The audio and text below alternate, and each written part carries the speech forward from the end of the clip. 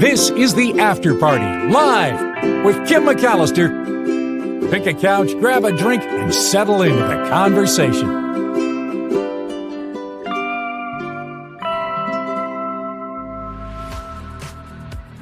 Well, hello. It is the After Party live on a Travel Tuesday, and Teacher Lori is sending us on a cheesy adventure today. So I'm excited to share that with you a little later in the show. Hello to you, Nullifidian. Everyone should see Al Gore's An Inconvenient Truth. Indeed, Sandy loved the Mark Thompson show today. I really enjoy hanging out with Mo as well, and I also thought that it was a great show. For some reason, that music sounds a little loud, so good that it's dying out now. I really like today's show, and it's going to be another good one tomorrow. And let me just check the calendar. I think it's John Rothman tomorrow. Yeah, John Rothman. Belinda Weymouth, who usually comes on with us on Wednesdays as well, is off on a holiday adventure with her family. But we will have John Rothman and Mo Kelly, and it's going to be another really good show. So I'm excited about that. And I'm excited that tonight there's another possibility, especially for people in the northern parts of the United States, Washington, Oregon, maybe not so much California, could see the northern lights again. Yeah, I know. It seems like all these chances keep popping up, but probably not in California. But that's exciting. We'll talk about that a little bit later in the show.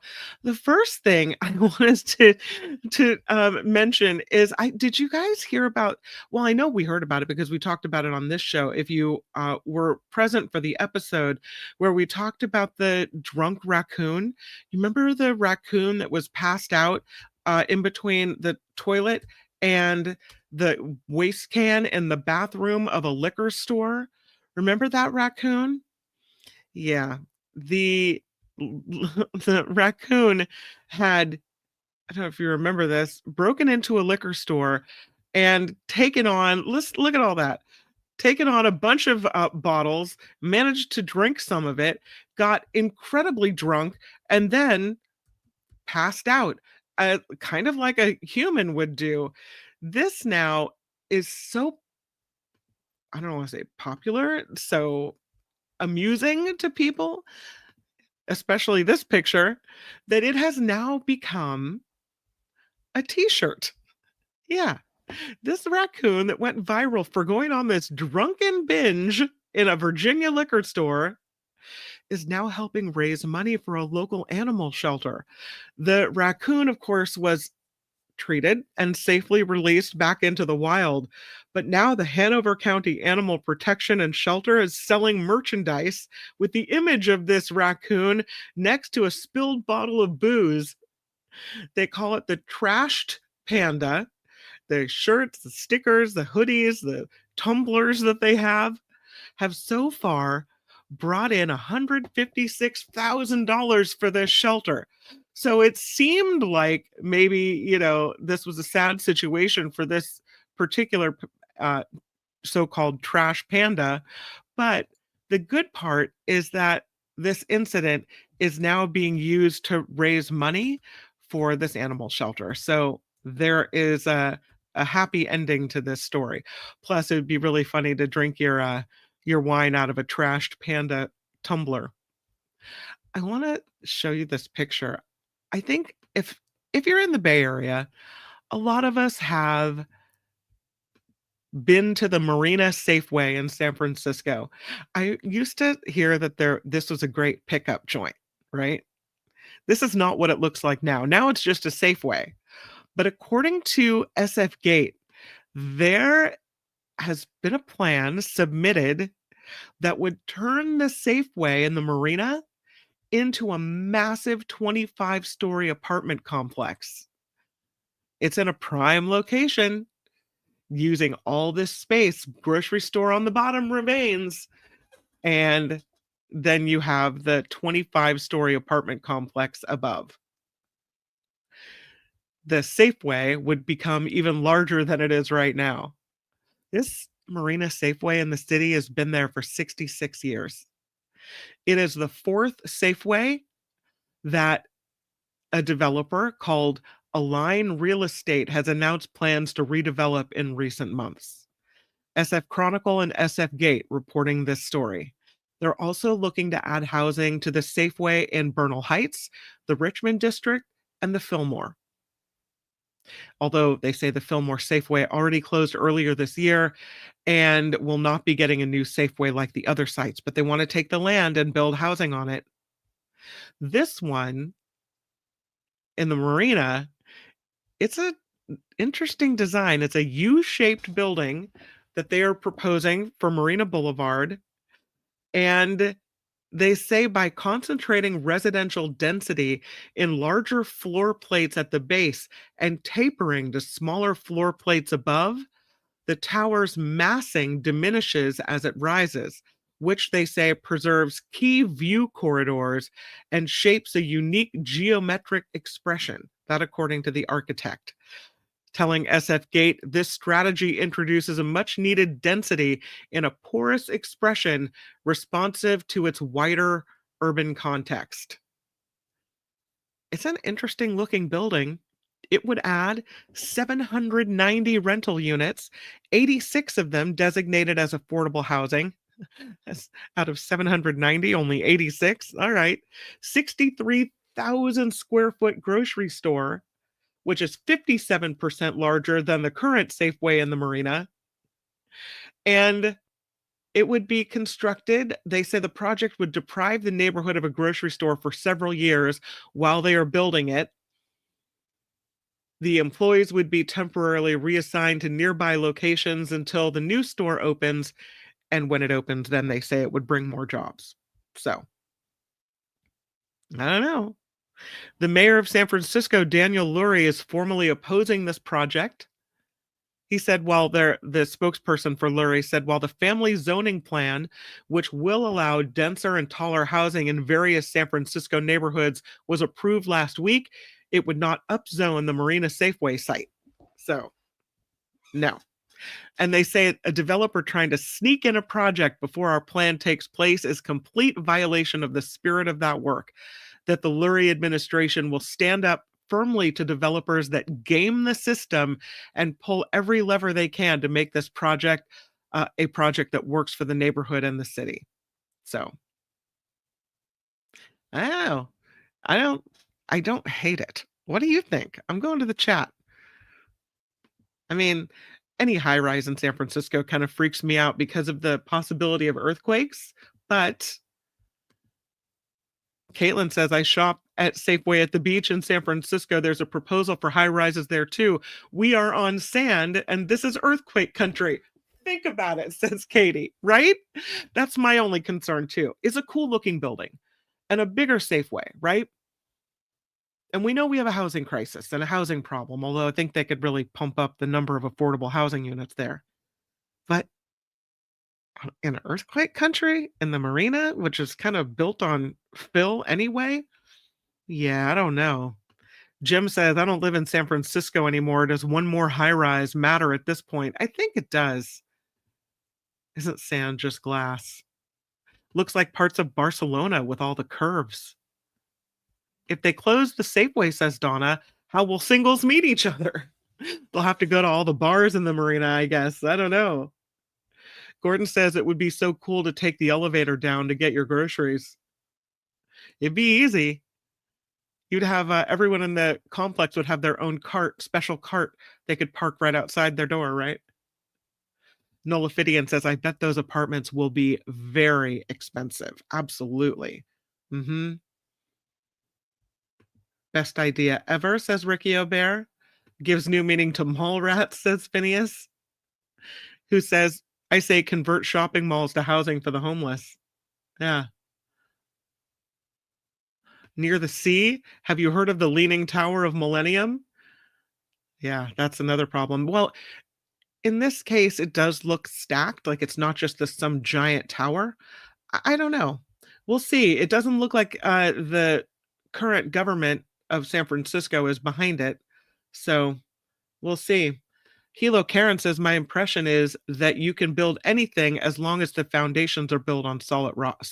Foundations are built on solid rock, if there is any. Yeah. Liquefaction, says Ricky. Grocery robots would be a possibility. Interesting.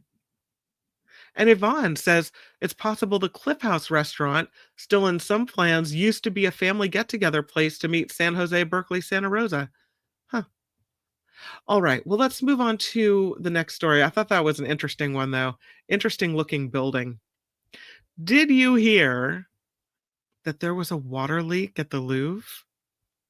Yeah.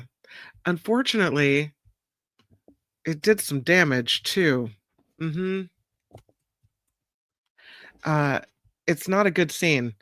The water leak damaged hundreds of works at the Louvre, unfortunately, and at the same time has exposed some infrastructure concerns at this building, which, you would think with such a famous building, so many people flocking there to see works by masters, that you would think they would be, and they would have enough money from all the people paying to get in, that they would have maintained this building and fixed things along the way. Apparently, yeah, the Louvre might be in a bit of hurt. Hundreds of valuable works damaged in this water leak last month. Just the latest incident to highlight the deteriorating infrastructure at the world's most visited museum, just weeks after the heist, the brazen heist where the Napoleonic jewels were stolen. In this incident, somewhere between 300 and 400 works were affected by the leak discovered on November 26th. They were Egyptology journals, scientific documentation used by researchers. It was a significant leak of dirty water that happened in the library of the Department of Egyptian Antiquities, causing this flood. About 400 volumes were damaged, notably their old bindings. Some of them are beyond repair because of this. The damaged items dating from the late 19th and early 20th centuries were extremely useful, but they say by no means unique. They say no heritage artifacts were affected by this damage. Hard to believe that. And that at this stage, they have no irreparable or definitive losses in these collections. Some of the books were several hundred years old and dating to the late 19th century. He said some of the books were wet and the work is now underway to dry them. They're trying to dehumidify the books page by page with the help of some type of buffered paper, they call it, and modifying plants as well. So the Louvre says there's going to be an internal investigation because of this. It was caused by the accidental opening of a valve in the heating and ventilation system that led to water seeping through the ceiling of the Mullion wing where these books were kept. They say that it shows that there's some big infrastructure problems at the Louvre. The completely obsolete system has been shut down for months and is due to be replaced. So again, they're trying to dry the works out. They'll be sent to a bookbinder to be restored, and then the ones that can be restored will be returned to the shelves. The flooding caused a burst pipe and affected one of 3 rooms in the Library of Egyptian Antiquities. They say that the leak comes at a pretty sketchy time for the Louvre. It's a very challenging time, you could say. After the heist, where in broad daylight, an estimated $102 million worth of jewelry, historic jewelry, was stolen in just 7 minutes before the thieves fled on scooters. Theft of the crown jewels, the closure of the Campagna Gallery and the offices above it, the flooding of the Department of Antiquity demonstrates, they say, the museum should focus on restoration and maintenance of this palace. So, they have poor pipe conditions in the Louvre. Again, you would think they would be taking care of these things, but I guess, is there not a facilities person who is like, hey, listen, we got some problems with the old pipes. they've got to fix it. Part of the area where the pipe broke is a spot that is set to undergo this major renovation. The timeline is now being extended for that until into next year. Now they're trying to make safety a priority at the Louvre. I think that the most valuable works by the masters, the things humanity wants to save, the important books, the important relics, should be at a place that can prove it's secure and prove that the building is strong and stable so that the things that are important to humanity don't get damaged or stolen. And the Louvre is not looking good right now. This is no bueno. They really need to step it up over there. The article in Yahoo News says the incidents raise a question about the museum's ability to protect its collections while managing record visitor numbers, that the combination of security breaches and infrastructure failures and mounting maintenance costs are presenting significant challenges for this institution that houses some of the world's most famous artworks, of course, including the Mona Lisa. So, the Louvre, not doing too well right now, which is sad, I think. Who would have thought? If you see this story, this guy is crazy. There is a man who, to say that he's a Disney superfan is really putting it lightly. This guy has reached a milestone. I have a picture of him. Here he is. Absolute milestone. I don't know if I would want this distinction because I think, and maybe this is, hey, if this is your jam, this is your jam. But to do anything this much shows some kind of unhealthy obsession. This man named John Allen Hale marked his 15,000th ride on the Cars roller coaster at Disneyland. The Radiator Springs Racers ride, its official name, at Disneyland in California. He says after undergoing gastric bypass and knee replacement surgeries in 2010 and 2011, he quickly found himself hooked on this ride, which debuted in 2012. And he began tracking his races on the Radiator Springs Racers ride in a little notebook, jotting down his car's color, the lane, and whether he won or lost the race on the ride.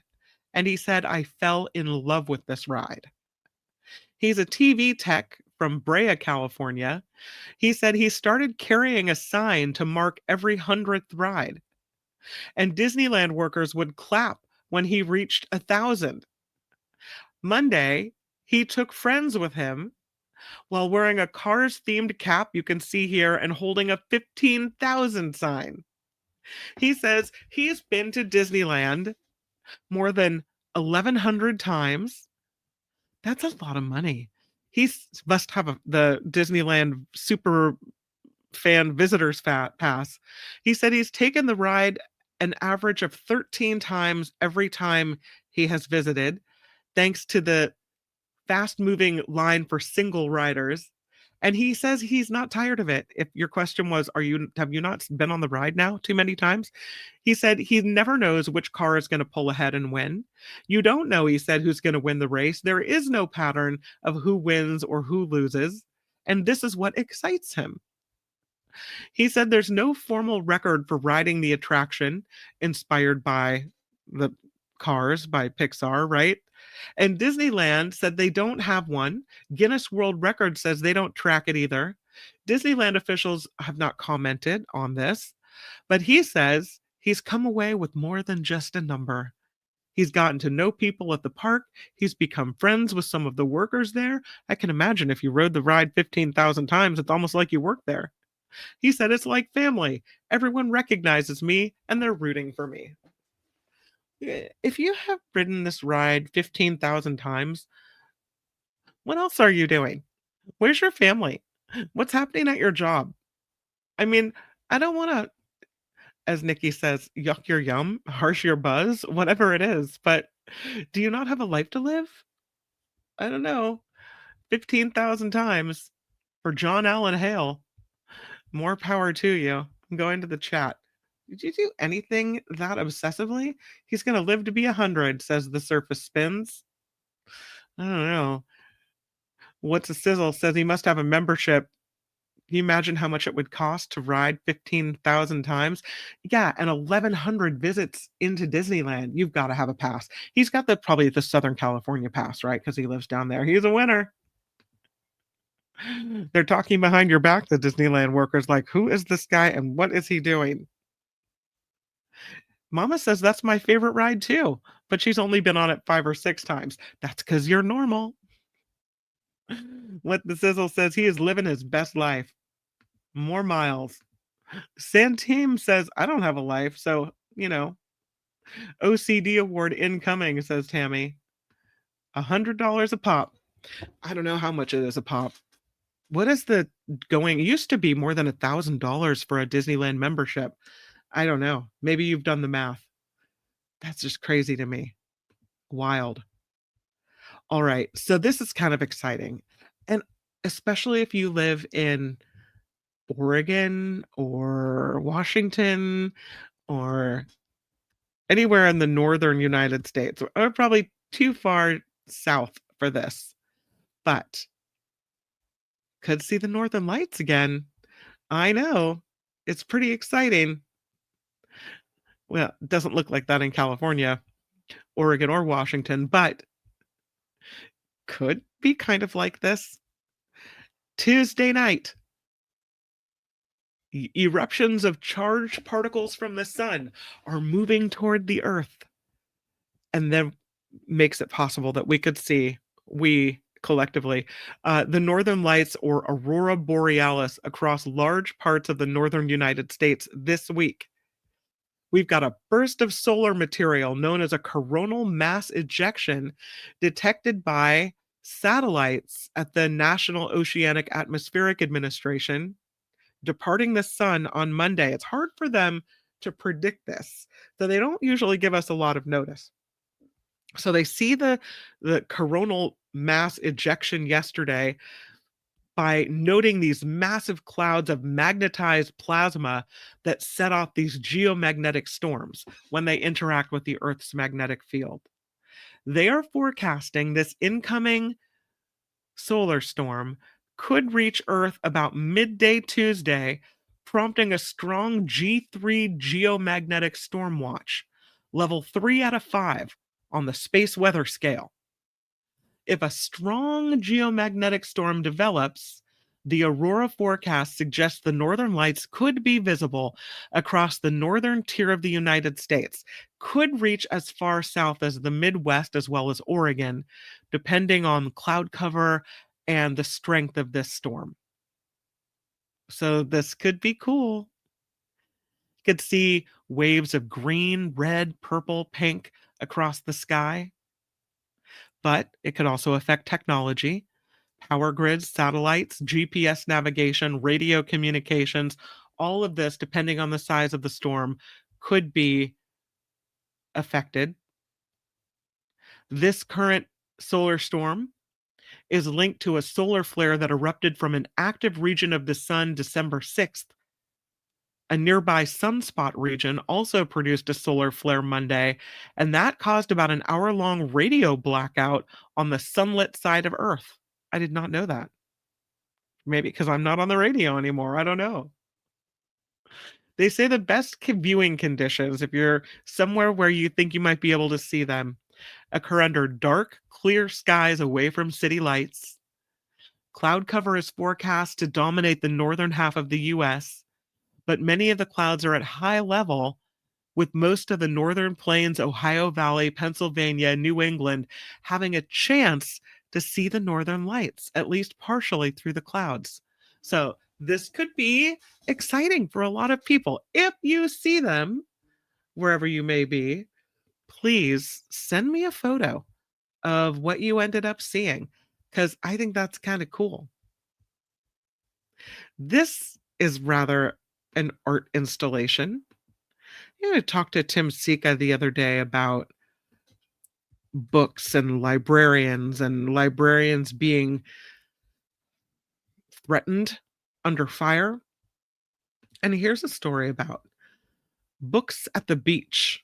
This artist put 2,500 of her favorite books in a massive rotating library on Miami Beach.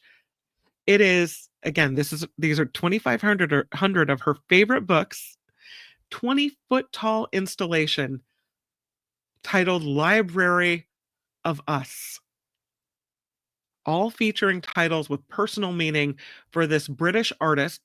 Her name is Ez Devlin, and she invited readers to sit on nearby benches and read.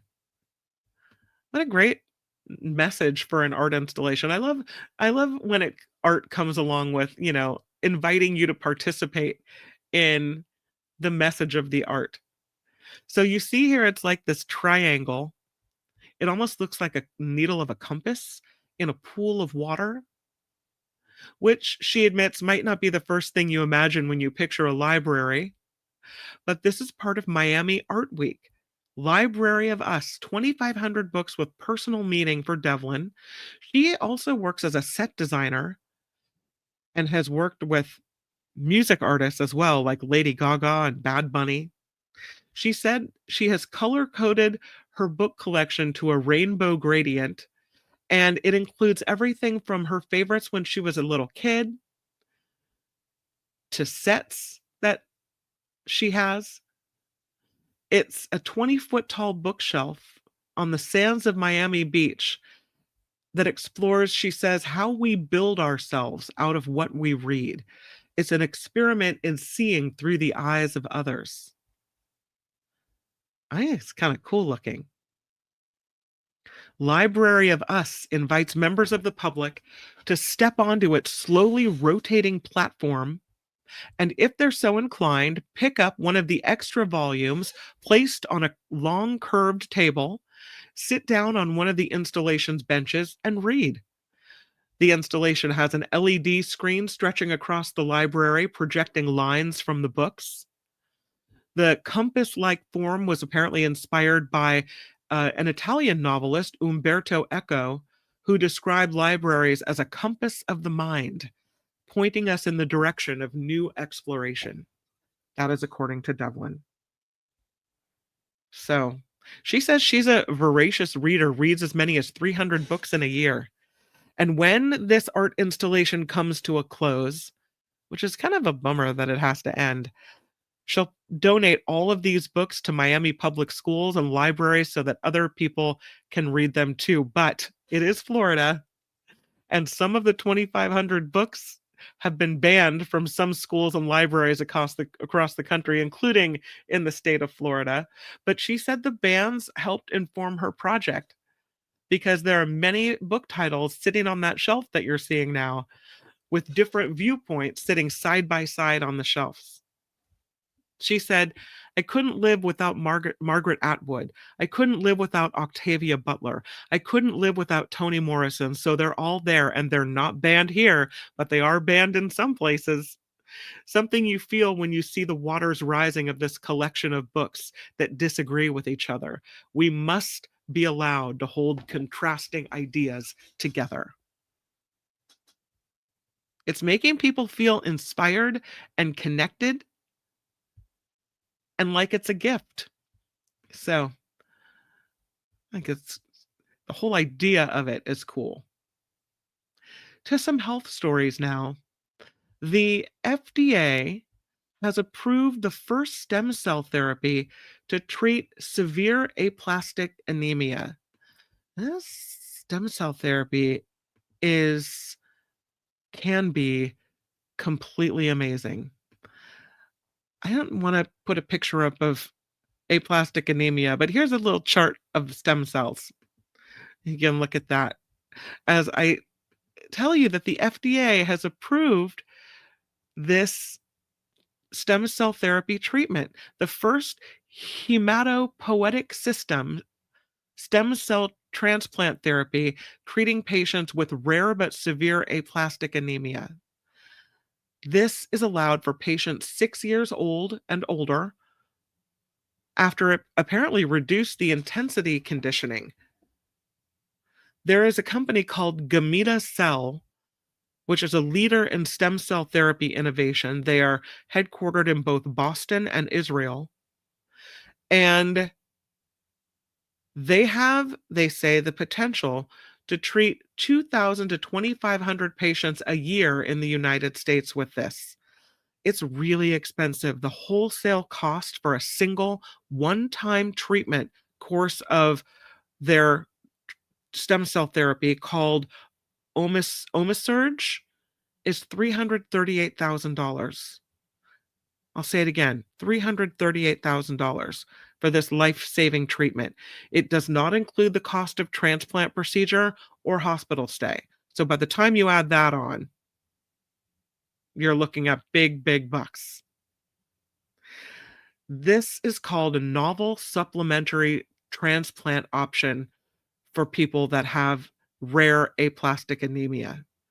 The approval by the FDA is being called revolutionary in the therapeutic landscape and changes how we approach treatment for this disease, where earlier treatment has the potential to change the course of a person's life, which is why it's being offered as young as 6 years old. Severe aplastic anemia is a rare blood disorder that can be fatal. The FDA, they say, remains committed to expanding treatment options for patients with this disease. It happens when a bone marrow, which is the red spongy material inside bones, stops making enough new red cells, white cells, and platelets. With this disease, cells are damaged, often because the immune system attacks them. And without enough red blood cells, patients are very vulnerable. Symptoms can include fatigue, shortness of breath, pale skin, prolonged infections, unexplained or easy bruising, and it can develop slowly or suddenly. And that transplanted stem cells are an option, but matching a sibling donor is not always possible.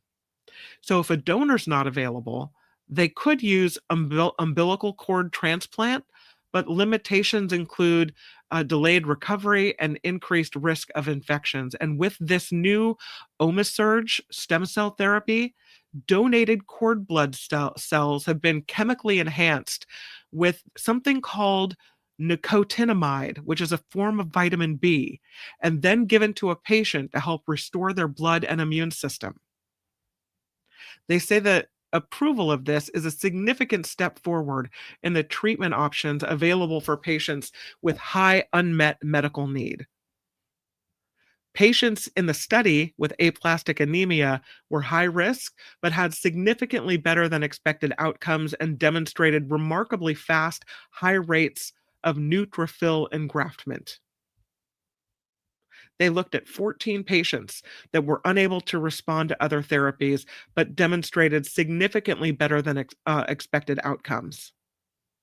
12 patients achieved rapid recovery, the median time to recovery, 11 days. So it's a big thing. Speaking of health, I have another story.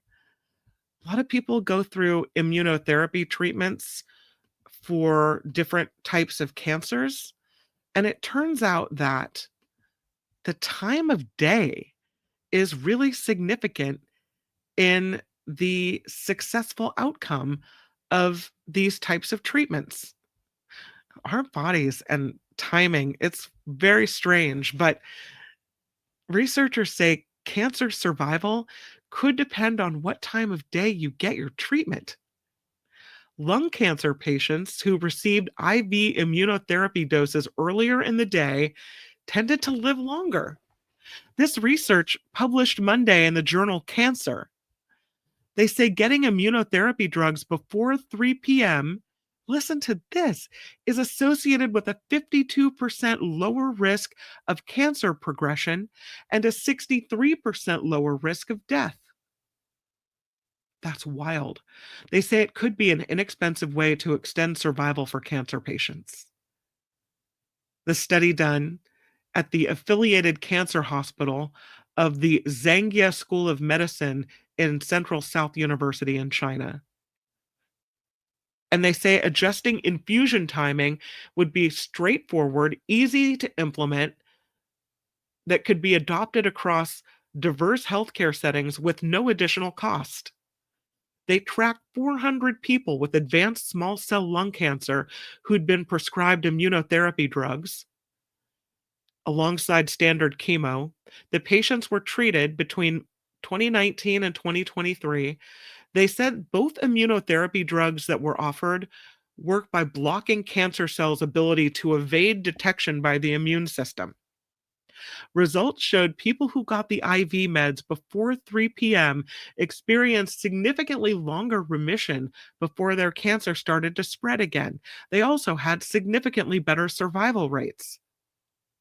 The effect is due, they say, likely to people's circadian rhythms, our internal clock that affects the different processes of our body, including immune reactions. They say more research is needed to understand the effect of circadian rhythms. But if you're going through something like this and you need immunotherapy, or you know someone, tell them to book it before 3 p.m. I mean, it's not proven, but why not? What an easy thing to fix, right? All right, it is time for Travel Tuesday. And Teacher Lori found something in the AAA magazine that she thought warranted perhaps a closer look. And so we go off to the cheese trail in California and Oregon and Washington. This comes from Teacher Lori, who says this sounds like a yummy trip. And she even sent me the latest pictures, which I have to present to you. Picture number 1, the California Cheese Trail, which looks incredibly tasty. The article lists the Nicasio Valley Cheese Company in Marin County, which is a farmstead creamery. If you haven't been there, it's really cool. This is a family, multi-generational cheese creamery. The relatives, they said, served us these traditional regional cheeses from the Swiss Italian Alps through immigration here to California. They said they went there and then brought some home and shared them, and everyone thought they were really special. So they recruited a cheesemaker and they started production in 2010. And now at the Nicasio Valley Cheese Company, some amazing cheeses. Some won in the farmstead category, big cheese awards. Then, and that's not all, the cheese trail takes us to the Strauss family creamery.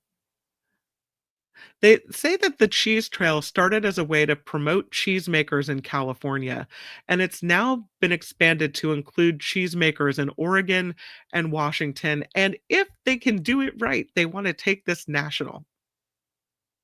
They say there's some incredibly interesting different cheeses that a lot of people have probably never tasted, cheeses you would probably never find in any grocery store.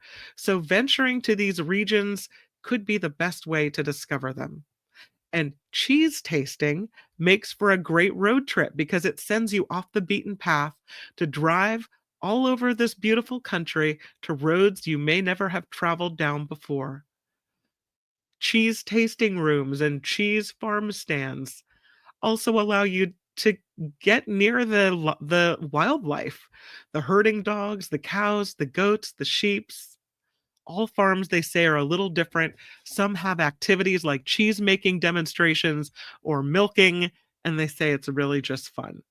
So some of the you could see here on the California Cheese Trail include the Tuluma Farms in Tamaulipas, the Akaminha Cheese Company, the Lodge at Marconi, the Point Reyes Farmstead Cheese Company, the Nicasio Valley Cheese Company. If you can look it up, check out this really cool article about the cheese trail and maybe take a little weekend trip here in California because it's close to many of us and check it out. So, Tomales Bay, Point Reyes Farmstead Cheese Company, they launched with Cowgirl Creamery in this area as well, Marin Sonoma. And they have their original blue, which is, they say, a nose-tingling blue cheese. It's still run by a pair of sisters, and it's very visitor-friendly. Very fun, too. You can meet the lambs and the baby goats at Tuluma Farms and Tomales Farmstead Creamery. They have guided walking tours where you can visit the barn and go taste the soft spreadable goat and sheep milk cheeses. They have a lodging option there as well. They've got a 4-bedroom house you can rent for a farm stay, and then you can watch how the cheese gets made and assist in herding the animals. So that could be kind of fun. Then come to the, I don't know if I'm saying it right. I haven't been here, but I need to go today. The Acadna Cheese Company in Petaluma. Yeah, I have to go check it out. They have huge wheels of Portuguese-influenced Brancha and cube-cut California Crazy Curd with names like Mellow Yellow and Herbie Curd.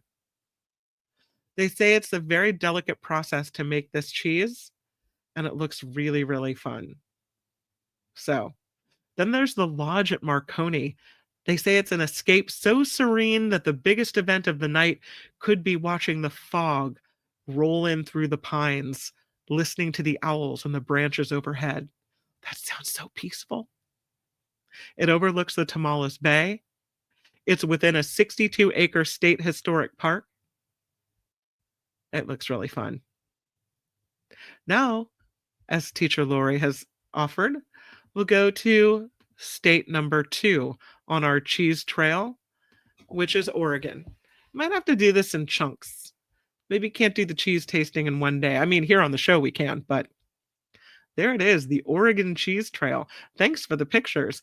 This includes the Briar Rose Creamery, the Trappist Abbey Guadalupe Trailhead, the Satter Vineyards Tasting Room, the Vintages Trailer Resort, the Don Froylan Creamery, the Lady Lane Farm, and the TMK Creamery as well. And just like wine, the Willamette Valley is also known for cheese. The area between Oregon's Cascades and Coast Range is not only home to amazing wines and tasting rooms and wineries and vineyards, but it's home to creameries and cheesemakers. Briar Rose on a hillside overlooking forests and vines.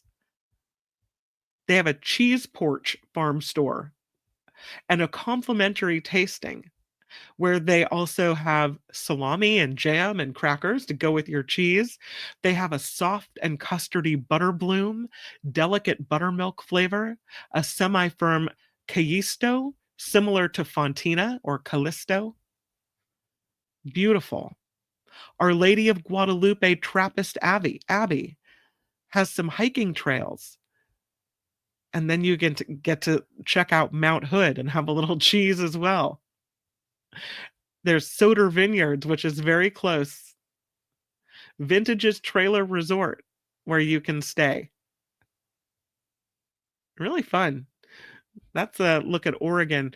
And trip number 3 will take us to Washington State to take a look at what they have to offer on the cheese trail. And here, Teacher Lori has shared a picture with us. Here's what it looks like for Washington. The Washington Cheese Trail includes Olympia Farmers Market, the Lost Peacock Creamery, the Buckley Inn, the Mount Rainier Creamery and Market, Neighborhood Lady Cheese, Fantanello Farmstead Creamery, Dominica Dairy Creamery. Not far from Seattle either. You find yourself, they say, in the lush farm country. Neighbor Lady Cheese, in Renton, Washington. You get to take a class open by appointment. The cheese Gouda, Blackjack, and Holy Cow. Neighbor Lady cheese stall at the Maple Valley Farmers Market has cheeses displayed in fuchsia, turquoise, tangerine, and lemon yellow net bags. Heading to Olympia at the Buckley Inn, they say is a perfect home base for your cheese trail journey. It's a 13-room 1950s era motor lodge, painted cheerful yellow, and it's very close to the Mount Rainier Creamery and Market, where they have some great cheese, some ice cream, all kinds of dairy products sold there. Not for the lactose intolerant this trip. The Lost Peacock Creamery on the outskirts of Olympia is a chance for you to pet the goats, sample some halloumi, semi-soft baby golden child, 3 varieties of fresh goat cheeses, and they offer tours and cheese-making classes that you can arrange in advance. Domina Dairy and Creamery outside Napavine in Washington. They say the milk goes straight into small batch raw and pasteurized milk cheeses. They've got a Gouda style cheddar, all of these notable for their vivid golden color, which comes from the Guernsey cows, high milk vitamin A and beta carotene content. So 31-acre farm, open to visitors by appointment only. And also they sell their cheeses at the Olympia Farmers Market. So that looks pretty fun. If you're interested in any more of that, check out the AAA article. It is called Taste Your Way Along the West Coast's Best Cheese Trails. Venture to family farms and artisan creameries on road trips in California, Oregon, and Washington. Best Cheese Trails. Not hard to find from the AAA magazine from the November issue. Thank you, Teacher Lori, for sending us on a cheese trip. I'm feeling cheesy. Thank you very much. And thank you to everyone. Champagne Kitty says, I like cheese, but I can't eat too much at once. Yeah, you have to take this trip in chunks, right? There goes the cholesterol level, says Maine Coon. I hope I didn't say Fentanyl Farmstead. I don't know what I said anymore. I like cheese that melts nice. I'm not a nibbler of cheese. Depends on the cheese, I must say. And that is Travel Tuesday. Thanks, Teacher Lori. I appreciate the idea and the pictures and the submission. Thank you so much. If you would like to pop an idea my way or send a story my way, please email me, kim@theafterparty.live. kim@theafterparty.live is where you can find me. And I always love to hear from you and to present your ideas here on the show if they warrant it, which this one did. Bring a defibrillator, says Phineas. You might have to. It was a cheesy little trip. Absolutely. Thus, we come to the end of another After Party Live, but never fear, we will meet again tomorrow on the Mark Thompson Show featuring Mo Kelly, John Rothman. I'll be there. Tony will be there. So it's going to be a great show. But between now and then, make it a really, really great day. Thank you to everyone for participating, for being here, for chatting, for clicking the like button, for subscribing if you have not. And for those that have contributed financially, it is hugely, hugely appreciated. I would like to recognize the most recent contributors to the show via PayPal, which the PayPal is in the show description every day. And that is Carrie Q, Karen C, Rosalie A, Martha D, and Sarah K. Huge thank you so much for helping this show keep rolling along. All right, everyone. I'll see you tomorrow right back here on YouTube. Bye-bye. The After Party Live would like to thank the following contributors and viewers like you.